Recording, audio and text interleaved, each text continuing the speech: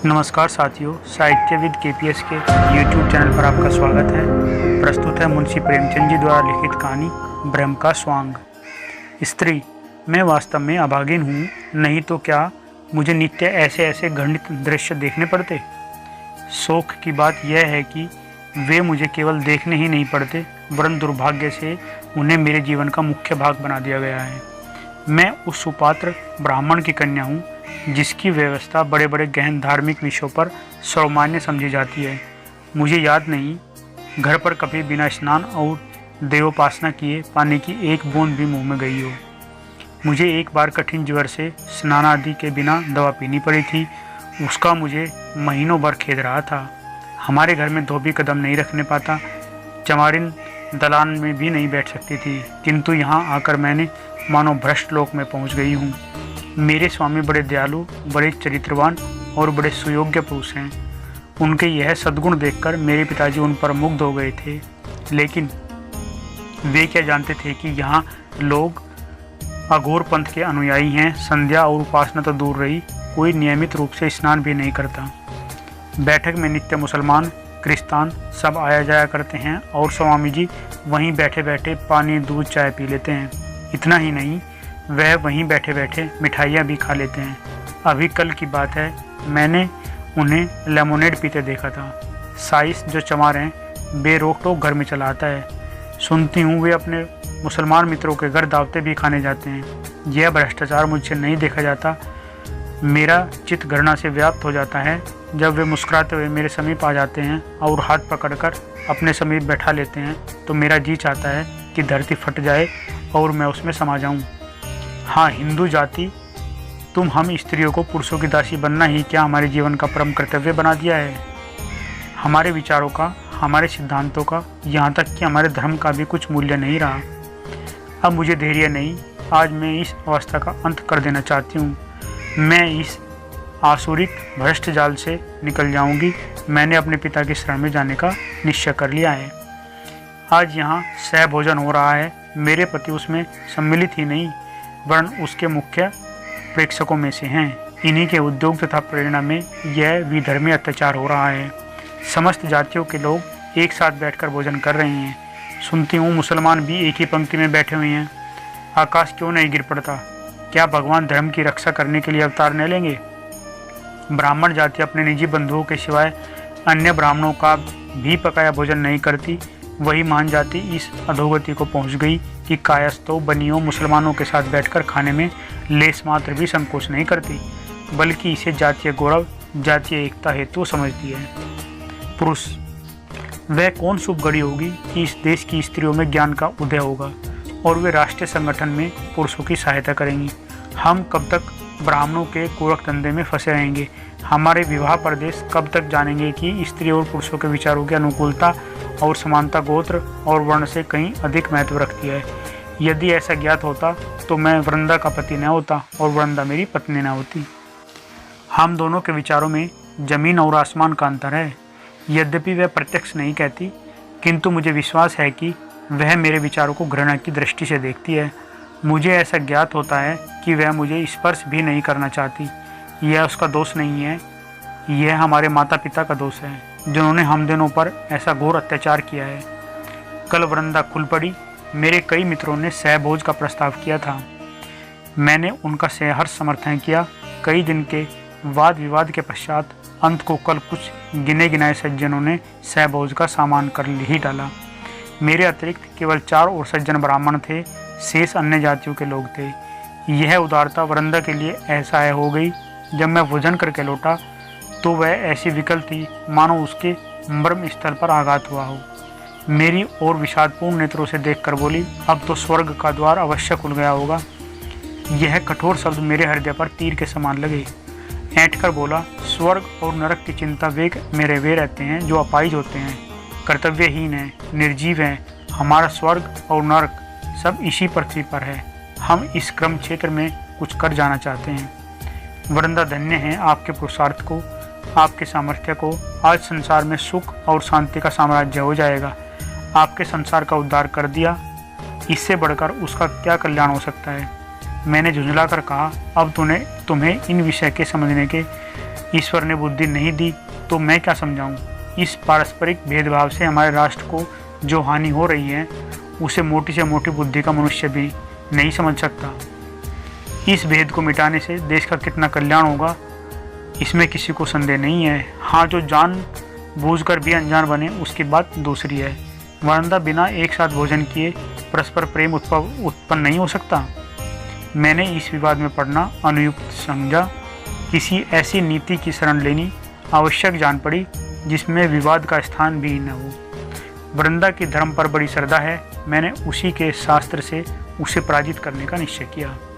बड़े गंभीर भाव से बोला, यदि असंभव नहीं तो कठिन अवश्य है, किंतु सोचो तो यह कितना घोर अन्याय है कि हम सब एक ही पिता की संतान होते हुए एक दूसरे से घृणा करें, ऊंच नीच की व्यवस्था में मग्न रहे। यह सारा जगत उसी परम पिता का विराट रूप है। प्रत्येक जीव में उसी परमात्मा की ज्योति आलोकित हो रही है। केवल इसी भौतिक पर्दे में हमें एक दूसरे से पृथक कर दिया है। यथार्थ में हम सब एक हैं। जिस प्रकार सूर्य का प्रकाश अलग अलग घरों में जाकर भिन्न नहीं हो जाता, उसी प्रकार ईश्वर की महान आत्मा पृथक पृथक जीवों में प्रविष्ट होकर विभिन्न नहीं हो जाती। मेरी इस ज्ञान वर्षा ने वृंदा के शुष्क हृदय को तृप्त कर दिया। वह तन्मय होकर मेरी बात सुनती रही। जब मैं चुप हुआ तो उसने मुझे भक्ति भाव से देखा और रोने लगी। स्त्री स्वामी के ज्ञानोपदेश ने मुझे सजग कर दिया। मैं अंधेरे कुएं में पड़ी थी। इस उपदेश ने मुझे उठाकर पर्वत के ज्योतिर्मय शिखर पर बैठा दिया। मैंने अपनी कुलीनता से, झूठे अभिमान से, अपने वर्ण की पवित्रता के गर्व में कितनी आत्माओं का अनादर किया है। परमात्मा, तुम मुझे क्षमा करो। मैंने अपने पूज्यपाद पति से इस अज्ञान के कारण जो अश्रद्धा प्रकट की है, जो कठोर शब्द कहे हैं, उन्हें क्षमा करना। जब से मैंने यह अमृतवाणी सुनी, मेरा हृदय अत्यंत कोमल हो गया है। नाना प्रकार की सदकल्पनाएं चित्त में उठती रहती हैं। कल धोबिन कपड़े लेकर आई थी, उसके सिर में बड़ा दर्द था। पहले तो मैं उसे इस दशा में देखकर कदाचित मौखिक संवेदना प्रकट करती अथवा मैरी से उसे थोड़ा तेल दिलवा देती, पर कल मेरा चित्त विकल हो गया। मुझे प्रतीत हुआ मानो यह मेरी बहन है। मैंने उसे अपने पास बैठा लिया और घंटे भर तक उसके सिर में तेल मलती रही।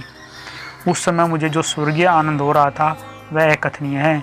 मेरा अंतःकरण किसी प्रबल शक्ति के वशीभूत होकर उसकी ओर खिंचा चला जाता है। मेरी ननद ने आकर मेरे इस व्यवहार पर कुछ नाक मोक चढ़ाई, पर मैंने लेश मात्र भी परवाह नहीं की। आज प्रातःकाल कड़ाके की सर्दी थी, हाथ पांव गले जाते थे। मेहरी काम करने आई तो खड़ी कांप रही थी। मैं लियाफ ओढ़े अंगीठी के सामने बैठे हुई थी, जिस पर भी मुझे मुंह बाहर निकालने न बनता था। मैरी की सूरत देखकर मुझे अत्यंत दुख हुआ। मुझे अपनी स्वार्थ वृत्ति पर लज्जा आई। इसके और मेरे बीच में क्या भेद है? इसकी आत्मा में उसी प्रकार की ज्योति है। यह अन्याय क्यों? इसलिए कि माया ने हम दोनों में भेद कर दिया है। मुझे कुछ और सोचने का साहस न हुआ। मैं उठी, अपनी ऊनी चादर लाकर मैरी को उड़ा दी और उसे हाथ पकड़कर अंगीठी के पास बैठा लिया। इसके उपरांत मैंने अपना लिहाफ रख दिया और उसके साथ बैठकर बर्तन धोने लगी। वह सरल हृदय मुझे वहाँ से बार बार हटाना चाहती थी। मेरी ननद ने आकर मुझे कौतूहल से देखा और इस प्रकार मुंह बनाकर चली गई मानो मैं क्रीड़ा कर रही हूँ। सारे घर में हलचल पड़ गई और जरा सी बात पर हमारी आंखों पर कितने मोटे पर्दे पड़ गए। हम परमात्मा का कितना अपमान कर रहे हैं। पुरुष कदाचित मध्य पथ पर रहना नारी प्रकृति ही में नहीं है, वह केवल सीमाओं पर ही रह सकती है। वृंदा कहाँ तो अपनी कुलीनता और अपनी कुल मर्यादा पर जान देती थी, कहाँ अब साम्य और सौहार्दता की मूर्ति बनी हुई है। मेरे उस सामान्य उपदेश का यह चमत्कार। अब मैं भी अपनी प्रेरक शक्तियों पर गर्व कर सकता हूँ। मुझे उसमें कोई आपत्ति नहीं है कि वह नीच जाति की स्त्रियों के साथ बैठे, हंसे और बोले, उन्हें कुछ पढ़कर सुनाए, लेकिन उनके पीछे अपने को बिल्कुल भूल जाना मैं कदाचित पसंद नहीं कर सकता। 3 दिन हुए मेरे पास एक चमार अपने जमींदार पर नालिश करने आया हुआ था। निसंदेह जमींदारों ने उनके साथ ज्यादती की थी, लेकिन वकीलों का काम मुफ्त में मुकदमे दायर करना नहीं है। फिर एक चमार के पीछे एक बड़े जमींदार से बैर क्यों करूं? ऐसे तो वकालत कर चुका। उसके रोने की भनक वृंदा के कान में भी पड़ गई। बस वह मेरे पीछे पड़ गई कि उस मुकदमे को जरूर लो। मुझसे तर्क वितर्क करने पर उद्यत हो गई।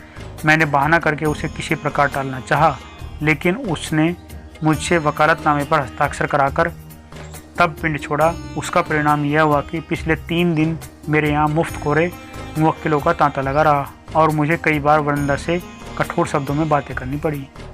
इसी से प्राचीन काल के व्यवस्थाकारों ने स्त्रियों को धार्मिक उपदेशों का पात्र नहीं समझा था। इनकी समझ में यह नहीं आता कि प्रत्येक सिद्धांत का व्यवहारिक रूप कुछ और ही हो जाता है। हम सभी जानते हैं कि ईश्वर न्यायशील है, किंतु न्याय के पीछे अपनी परिस्थिति को कौन भूलता है। आत्मा की व्यापकता को यदि व्यवहार में लाया जाए तो आज संसार में साम्य का राज्य हो जाए, किंतु उसी बाती साम्य जैसे दर्शन का एक सिद्धांत ही रहा है और रहेगा, वैसे ही राजनीति भी एक अलभ्य वस्तु है और रहेगी। हम इन दोनों सिद्धांतों की मुक्त कंठा से प्रशंसा करेंगे, उन पर तर्क करेंगे, अपने पक्ष को सिद्ध करने में उनसे सहायता लेंगे, किंतु उनका उपयोग करना असंभव है। मुझे नहीं मालूम था कि वृंदा इतनी मोटी सी बात भी नहीं समझेगी। वृंदा की बुद्धि दिनों दिन उल्टी होती जाती। आज रसोई में सबके लिए एक ही प्रकार के भोजन बने। अब तक घरवालों के लिए महीन चावल बनते थे, तरकारियाँ घी में बनती थी, दूध मक्खन आदि दिया जाता था। नौकरों के लिए मोटा चावल, मटर की दाल और तेल की भाजियाँ बनती थी। बड़े बड़े रईसों के यहाँ भी यही प्रथा चली आती है। हमारे नौकरों ने कभी इसका विरोध नहीं किया था, किंतु आज देखता हूँ वरंदा ने सबके लिए एक ही भोजन बनाया है। मैं कुछ बोल न सका, भौचक्का सा हो गया। वृंदा सोचती थी कि भोजन में भेद करना नौकरों पर अन्याय होगा। कैसा बच्चों का सा विचार है, ना समझ। यह भेद सदा रहा है और रहेगा। मैं राष्ट्रीय ऐक्य का अनुरागी हूँ। समस्त शिक्षित समुदाय राष्ट्रीयता पर जान देता है, किंतु कोई स्वप्न में भी कल्पना नहीं करता कि हम मजदूरों या सेवा वृत्तिधारियों को समानता का स्थान देंगे। हम उनमें शिक्षा का प्रचार करना चाहते हैं, उनको दीनावस्था से उठाना चाहते हैं। यह हवा संसार भर में फैली हुई है, पर इसका मर्म क्या है यह दिल में भी समझते हैं, चाहे कोई खोलकर कहे या न कहे। इसका अभिप्राय यही है कि हमारा राजनीतिक महत्व बढ़े, हमारा प्रभुत्व उदय हो, हमारे राष्ट्रीय आंदोलन का प्रभाव अधिक हो। हमें यह कहने का अधिकार हो जाए कि हमारी दवनी केवल मुट्ठी भर शिक्षित वर्ग ही की नहीं है, वरन समस्त जाति की संयुक्त दवनी है। पर वृंदा को यह रहस्य कौन समझाए। स्त्री, कल मेरे पति महाशय खुल पड़े, इसलिए मेरा चित्त बहुत दुखी है। प्रभु, संसार में इतना दिखावा, इतनी स्वार्थ, हम इतने दीन घातक हैं। इसका उपदेश सुनकर मैं उन्हें देवतुल्य समझने लगी थी। आज मुझे ज्ञान हो गया कि जो लोग एक साथ 2 नाव पर बैठना चाहते हैं वे ही जाति के हितैषी कहलाते हैं। कल मेरी ननद की विदाई थी, वह ससुराल जा रही थी। बिरादरी की कितनी ही महिलाएं निमंत्रित थी। वे उत्तम उत्तम वस्त्र आभूषण पहने कालीनों पर बैठी हुई थी। मैं उनका स्वागत कर रही थी। निदान मुझे द्वार के निकट कई स्त्रियां भूमि पर बैठी हुई दिखाई दी, जहां इन महिलाओं की जूतियां और स्लीपरें रखी हुई थी। वे बेचारी भी विदाई देखने आई हुई थी। मुझे उनका वहाँ बैठना अनुचित जान पड़ा।